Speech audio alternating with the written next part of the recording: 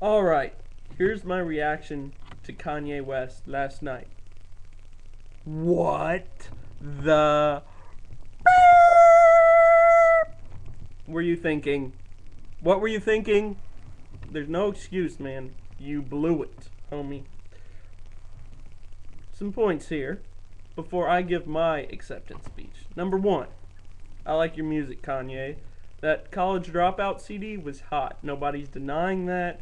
It sold a lot of copies. You got you famous. Now you're a famous rapper, and you're pretty good at what you do. Okay? Secondly, you're an idiot. Number one, George Bush hates black people. George Bush does not hate black people. Condoleezza Rice was on his cabinet, and I think he consulted Colin Powell sometimes. He probably should have listened to Colin Powell more, but he doesn't hate black people. He may not have been the best president ever. He certainly wasn't effective during Katrina. Katrina sucked. FEMA stands for Fixed Everything My Ass. It was horrible, and the federal government did a horrible job of handling it. I'm not denying that. So I can not really let that one slide, but in context, it might not be as bad as people took it, but it was still pretty stupid. Second, you're the voice of our generation. No, you're not. Barack Obama, maybe the first black president ever. Maybe he's the voice of our generation. Who else might be the voice of our generation?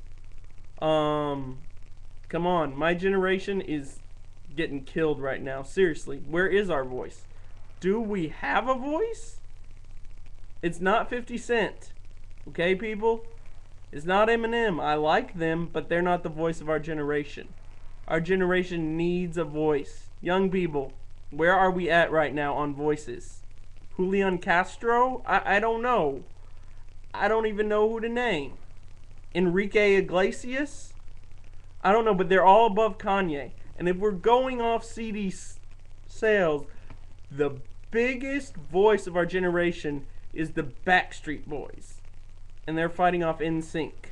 So it's I Want It That Way first, Dirty Pop, for the voice of our generation. So I don't want to judge it by CD sales, Kanye. You're not the voice of our generation. And then this, you walk on stage, you got a young 17-year-old girl accepting her first VMA, which is big because she's kind of like a crossover artist now, because she was primarily country, and now she's winning awards at the VMAs. It's a big moment for her. And she's not established VMA veteran, so this is a shock for her, and she's getting up there, and she's really happy.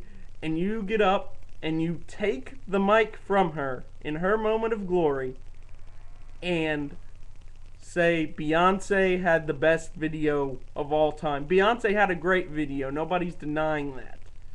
Beyonce is sexy as hell, okay? We all know that. We have eyes. We see that. If I wasn't already with Erica, shout out, baby, I love you. Hi. I'd probably, you'd be in trouble, Jay-Z. That's all I'm saying. But check it out, Jay-Z. You sell like 2 zillion records. I've got like 210 hits on YouTube from the 20 videos I posted.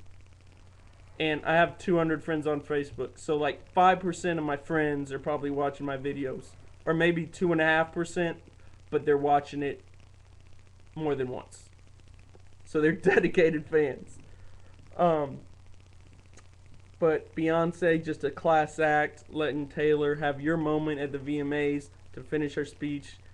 That was touching, and that was a good moment. Good for you, Beyonce. Clap for you. Now I'm going to give my version of the acceptance speech. Hold on, don't go away. This is what I would do if I won a VMA. First off, I'd like to thank God, but God voted for the Jonas Brothers, so God, why would you vote for the Jonas Brothers? I go to church nearly every Sunday. Yeah, I'm usually about 10 minutes late, but it's because it's 11 o'clock on Sunday, and I like to sleep in. And then I have to jump in the shower and comb my hair and get ready for church. So I'm driving to church, and I'm late. But I get there at 11:10 and I walk in, and the opening songs are over, so I just sit down. But I listen to your message. I mean, Milton's message, maybe. So I think that you could have voted for me instead of the Jonas Brothers. Those are my thoughts. Maybe the Jonas Brothers were excellent. I'm personally not a fan, but you voted for them, so what am I going to do? I mean, it's your call. You're God. I'm not. Secondly, why would you give me a Shark micro vacuum for my car, MTV? That would be an awesome trophy. It's better than a Moon Man if it works. It doesn't work. Listen, that doesn't work. Can you hear that? That's the sound of it not working.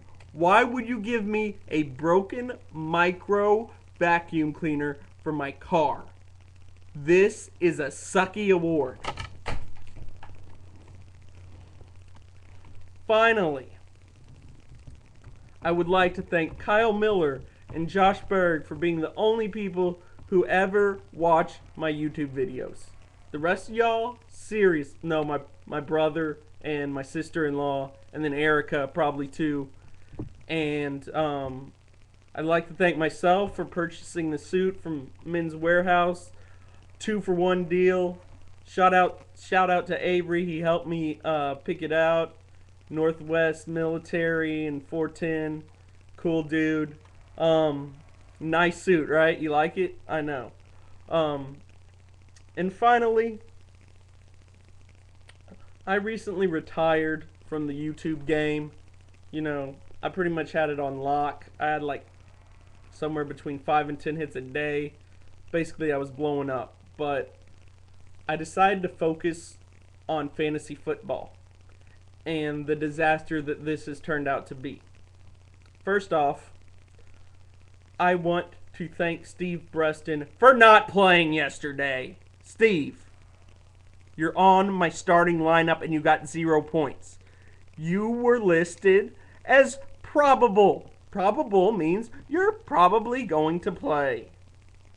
Anquan Bolden was listed as doubtful, so I benched him in favor of you. He played, and he sucked, but at least he got some points. I got 0 points from you. And Matt Forte, you're my number 1 pick. You're the number 1 guy I'm depending on. You get 5 points. Are you kidding me? Are you freaking kidding me? So I'm mad at Matt Forte and Steve Breston. But they can pick it up, win next week. Come on, guys. Hustle it up. We'll get back in this thing. I believe in you. I'm just a little angry. Next, I would like to thank Glenn Beck for being the craziest white man in America and saying things that are ridiculous every day on the radio and then saying that people are going to shut him off and he has like 5 million listeners. No radio station in their right mind is going to shut off a guy who's that popular. I don't know how you get that popular saying crazy stuff, but obviously he did. Also, Rush Limbaugh and Sean Hannity, thank you for being huge douchebags as well. This wouldn't be possible without your douchebaggishness. And finally, I want to thank Taylor Swift for not being sexually promiscuous. I don't know if she's had a lot of sex or what. That's not for me to judge or anybody to know. It's really nobody's business. But she handles herself well and she looks professional on stage. Unlike Britney Spears, unlike Miley Cyrus, unlike all the other young starlets have proven out to be. They have experience with some sluttish behavior, and I think she's a good example for America's youth. America's youth. I'm stumbling at the end of my speech. But anyways, this is how you give an acceptance speech, Kanye, alright? Dang it. I'm done. I'm done with my... Oh, I forgot my pants. Hold on. I forgot my pants.